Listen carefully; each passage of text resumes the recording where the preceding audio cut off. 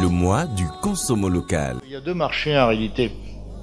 Il y a un marché qui est le marché des gens qui ont les moyens et le marché des gens qui n'ont pas les moyens.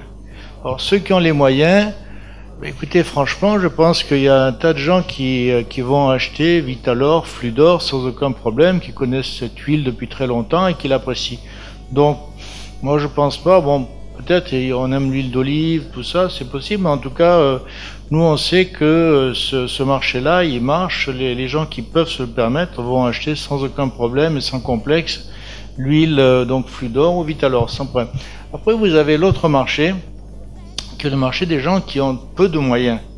Et dans ce cas-là, c'est très simple. Ils vont pas vers les huiles de Malaisie parce qu'ils ont un complexe de coloniser. Ils vont là parce que c'est moins cher. Alors là, j'interpelle un peu les autorités. Il y a quelque chose d'un peu bizarre dans notre façon de gérer la qualité. C'est-à-dire que on va constamment dans les usines Fludor et SHB, donc ils produisent Vitalor, et on fait des contrôles. Effectivement, tout ce qui a été dit tout à l'heure était tout à fait exact. Nos huiles sont de très bonne qualité, pour deux raisons. D'abord parce que nous-mêmes, nous avons conscience qu'il faut que nous vendions une huile de bonne qualité je dirais, par éthique, en réalité. Ne serait-ce que notre groupe a une éthique très claire là-dessus. C'est qu'il faut qu'on vende aux clients quelque chose qui est impeccable. Mais en plus, bien entendu, il y a toutes les préconisations, donc par exemple la vitamine A, etc. Donc ça, c'est clair. Par contre, ceux qui viennent de Malaisie, Indonésie, voilà, c'est très bizarre, parce que là, il n'y a aucun contrôle. Il n'y a rien du tout. C'est-à-dire que ces huiles pénètrent sur le marché, dans des bidons de 20-25 litres, et disparaissent très rapidement, et nous devons nous aligner sur ces prix-là.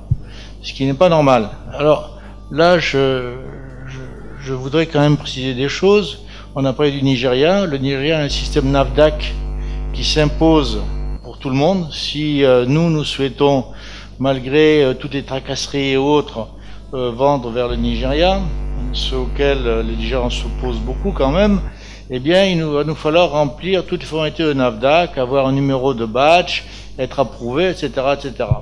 Maintenant, si je veux vendre au Togo a un système qui s'appelle SAM, donc système automatisé de marquage, je crois.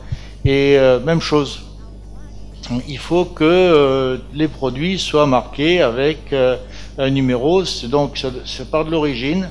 À l'origine, on a indiqué qu'il y avait un label qui devait être inscrit et qui correspondait à des analyses qui avaient été faites, et puis le produit peut rentrer là-dedans. Non, il n'y a rien du tout. Alors, ce qui est extraordinaire, c'est que vous avez deux poids, deux mesures. Il y a Erevan apparemment qui est ici. Alors, Erevan, quand ils font rentrer leurs produits qui viennent d'Europe, donc qui en principe sont déjà plus ou moins contrôlés là-bas, qui ont tous des normes et autres, eh bien on recommence. On les contrôle, on les hyper-contrôle, on va les voir tous les jours, tous les 3 jours, tous les 5 jours, etc. Par contre, tout le reste qui est la grosse production et qui rentre sur le marché, c'est pas le cas. Donc, moi, je pense que le Bénin produit des choses de grande qualité.